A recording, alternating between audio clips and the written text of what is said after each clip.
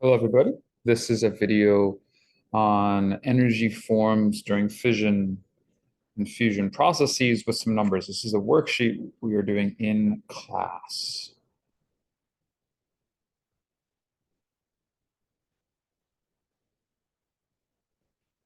Here's the worksheet. I'm going to go through it one by one.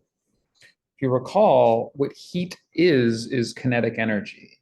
So really, when you say heat is released, what does that mean? It means that the products, the things that fly out from fission or fusion, have extra kinetic energy. Well, how did they get extra kinetic energy?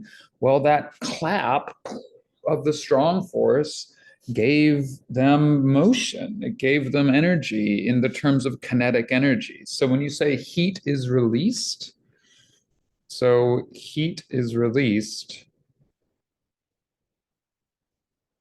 what does that actually mean? That actually means that the products have motion from the strong force activation.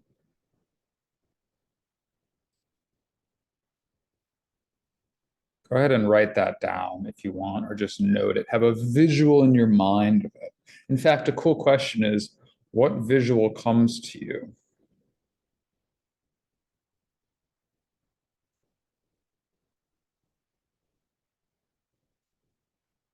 That's a cool question. So you have this clap of strong force activation, strong nuclear force activation. That creates this recoil kinetic energy that collides into the surroundings and moves the other particles that are around it. And what is that? Well, that's called temperature. When temperature goes up, it means that there's faster moving molecules in your skin, in water, in the air. Whatever's heating up means it's moving faster. So that activation causes things to move faster. That's what heat means. So let's use this example of plutonium 183 fizzing.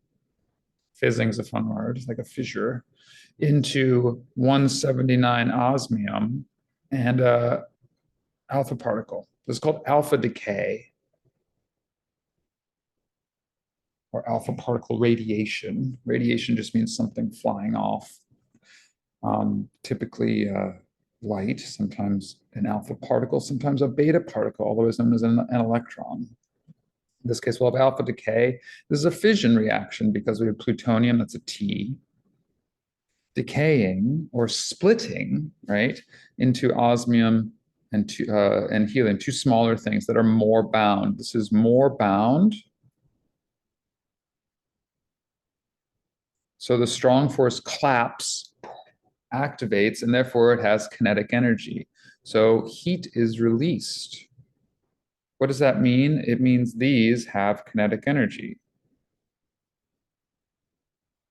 So when we say plus heat, it's almost like, why don't you just say these have kinetic energy plus kinetic energy? Kinetic energy of what? This has kinetic energy. This has kinetic energy, right? Along with it, we call that heat. There you go. That's it. So how much? How much energy is released in this process? Well, you just have to subtract the masses, right? That's all you have to do, and multiply by c squared, as we know that the energy released is delta m times c squared, and that's how we do it. So let's do it right now. I got my handy dandy calculator. Let's go at it. So delta m here is the mass of plutonium, 3.0374438 minus 2.9709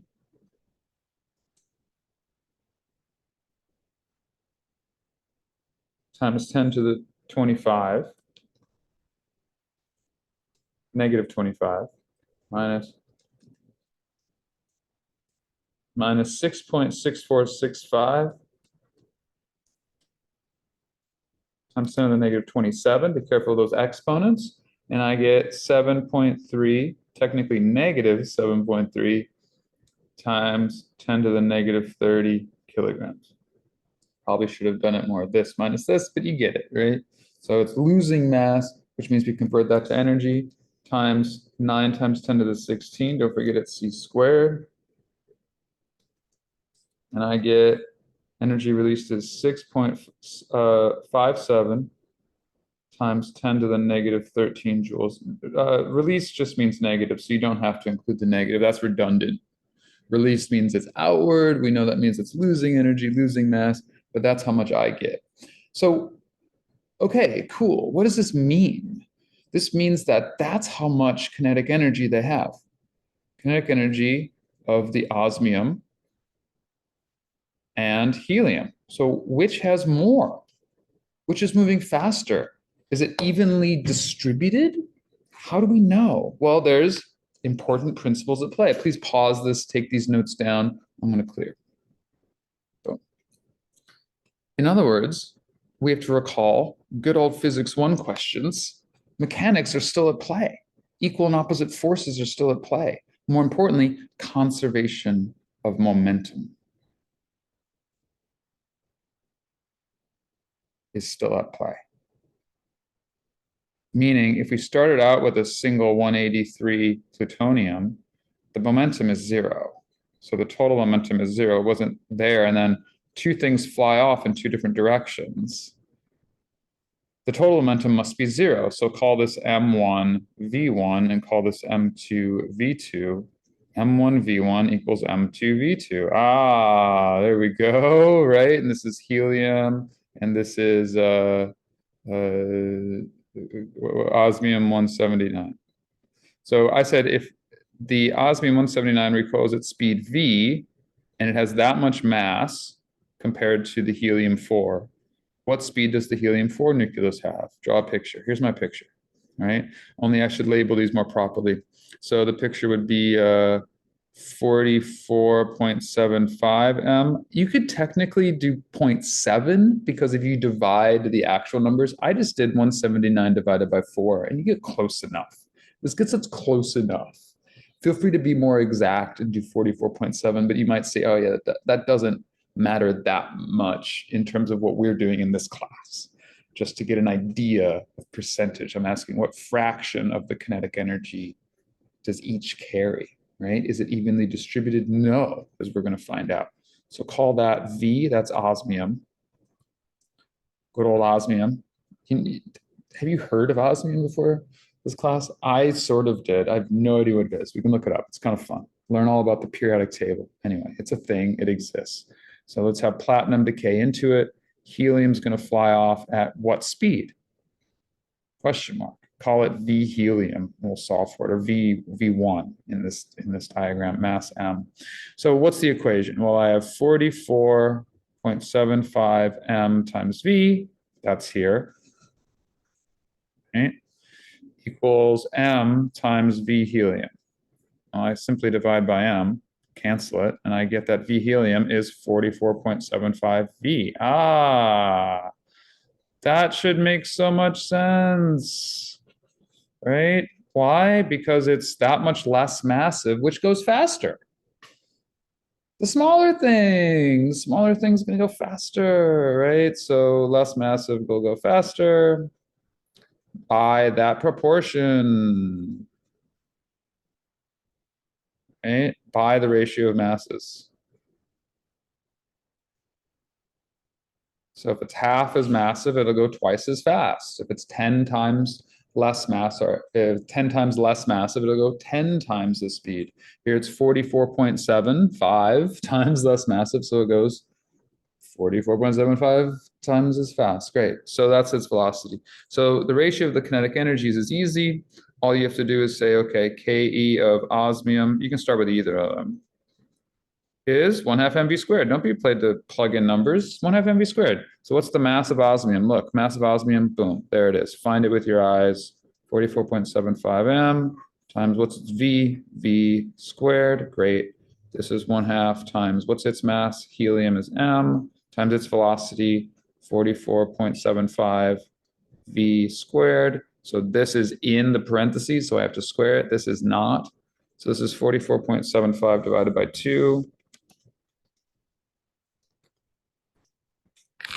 equals 22.375 mv squared. And this is 44.75 squared divided by 2. Gives me 1,001.28125. The exact mv squared. Great. So which has more kinetic energy? This one. By what factor? You just divide those two numbers because obviously the mv squared is the same. So let's. I wonder if I can scroll down here. If I scroll down, my drawing's not going to come with me. It's going to be funny. Whoa. So I got to clear it. Pause it. I'm going to clear this. Ooh, how am I going to do this? I know how I'm going to do it. Watch this. Something like that, right? I'm going to leave it here. I'm going to do it right here. So I want to leave these numbers. That's how we do it. Making it happen. Right? So what is the ratio of their kinetic energy? Well, the ratio of their kinetic energy would therefore be the kinetic energy of, you can do it either way. I'll do helium over osmium because helium I see is bigger. So I'll do 1,001.28125 mv squared over, the ratio is just two numbers divided by each other. So I'm just going to divide them by each other. I see the mv squared cancels, obviously, divided by 22.375. And I get, not surprisingly, it is the ratio of the masses itself, everybody. There it is. Because this is squared and this is not, so it's literally just that. Whoa, have that sink in for just a moment. So if it's that much less massive, it actually carries away that much more kinetic energy. Cool pattern. I love math. So fun. So it's that much more kinetic energy than the osmium. So 44.75 times more kinetic energy than the osmium nucleus. So it contains, it carries away the majority of the energy. So that's a ratio, right, of kinetic energy of 44.75 to 1. Pause if you want to see these drawings because they're going away. There they go. So the ratio is 44.75 to 1. That means that there are 45.75 total because you add them together to get the total. I don't know if you've ever done this. Careful. So if I have 44.75 for the helium, say helium has 44.75 pieces of pie and osmium has one piece of pie. How many pieces of pie are there total? Oh, 45.75 pieces of pie. Thank you very much. And the osmium has one of them.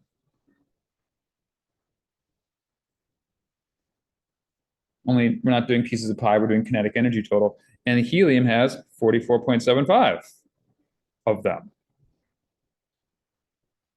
of the Ke total. Now, this is not cool. Let's simplify this. Let's actually divide and get the fraction. That is 0.978, which translates, of course, to 97.8%. Boom. And this is going to be 1 minus that, which is 0.022. Yeah, let's do that, which is, of course, 2.2%. So which has more? Is it even 50-50? No, the tiny one carries more. And the tinier it is, the more percentage it carries. And the tiniest you can get is light. So let's go to the next question. So heat, kinetic energy of the products. Boom, that's what that means. But remember, light doesn't have kinetic energy, so it's its own thing. The energy of light, if you might hopefully remember, is hc over lambda or hf. We're going to use hc over lambda, right? Or hf, where Planck's constant is 6.626 times 10 to the negative 34 joules seconds, right? If a proton collides with a deuterium nucleus, it forms an excited helium-3. What does this arrow mean? There's a secret to this arrow. It means that there's actually an excited nucleus.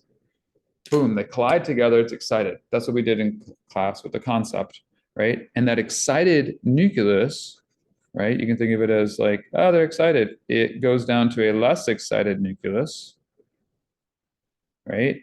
And plus some light. Light comes out, just like excited electrons. They drop down, their wave functions drop down to a lower harmonic. There's a harmonic nucleus energy, right? Same thing, these are waves. So lowers their energy, that energy can go into light. So it stores that excess energy. So once again, we can calculate the energy of these nuclei, right? Based on their masses that was released. So yes, deuterium and proton should be in your notes, right? So we have the delta M going to be the product He3, right? Minus the sum of deuterium plus a proton, right? And if you do that, you should get a delta M of 9.788 times 10 to the negative 30 kilograms. I'll let you find those in your notes to make sure you have them. They're somewhere, right? And subtract, and you should get that, which translates to E equals delta MC squared equals 8.8092 times 10 to the negative 13 joules. Perfect. Awesome. Use conservation of momentum to solve for the velocity of the recoiled nucleus, right? So let's draw a picture. There's that number. I'm just going to draw this over here so I don't have to erase this. So I have the excited helium-3, and it then gets recoiled because it emits a photon, like that. So this is its mass times velocity. The momentum of a photon, you might hopefully remember, is Planck's constant over its wavelength, which looks like this, but without c, because E equals pc, right? So for a photon, it's that. So I have mv equaling Planck's constant over lambda. No big deal. So I don't want to go too deep into this one because I'm not really going to ask you to do this. It's just more for your information, kind of fun. It turns out that the wavelength is that. You might recognize this as a very small exponent. This is 0.22587 picometers, because pico is 10 to the negative 12, and that's 10 to the negative 13. Ah, that's a gamma ray.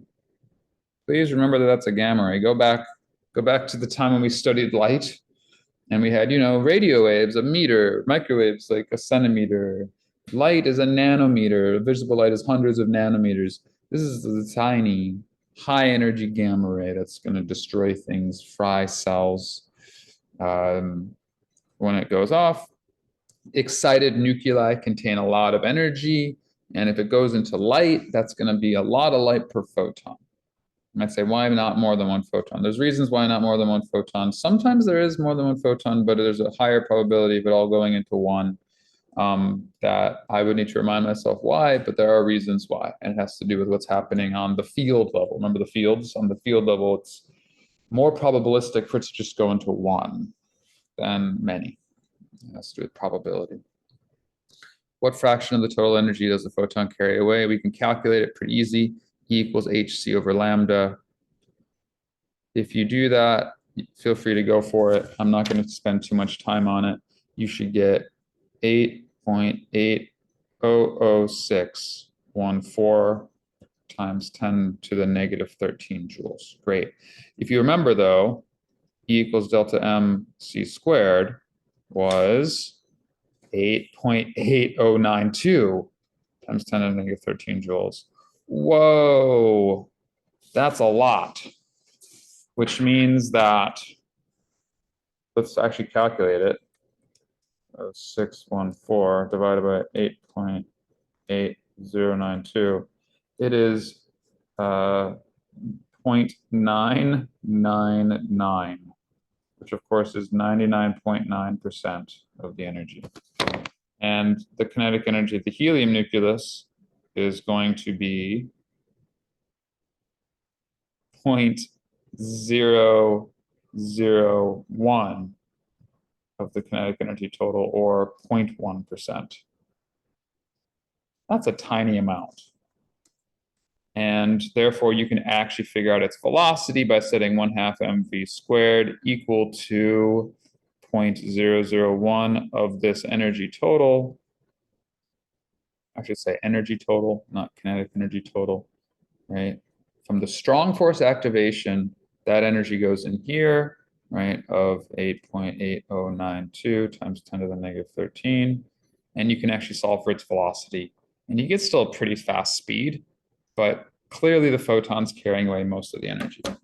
Anyway, I think that's fun to see what's actually carrying away the energy. You can actually do the math to figure out the exact speeds, the exact wavelengths. You can figure it all out. So when you read about these things of like, oh, this carries away most of the energy, how do we know? Well, you guys actually have the tools to figure that out. I'm not going to do light too much in class in terms of calculating, but maybe we will. So at least you have that knowledge. I'm going to focus more on the strong force release of particles, neutrons, protons, other nuclei. Clearly, that's what we're looking at. But we do want to know the gamma ray equations just in case, because they will certainly be involved in processes in the core of the sun. There's a lot of gamma rays released in the core of the sun. We're going to calculate those at some point. Thank you, friends. Have a beautiful day.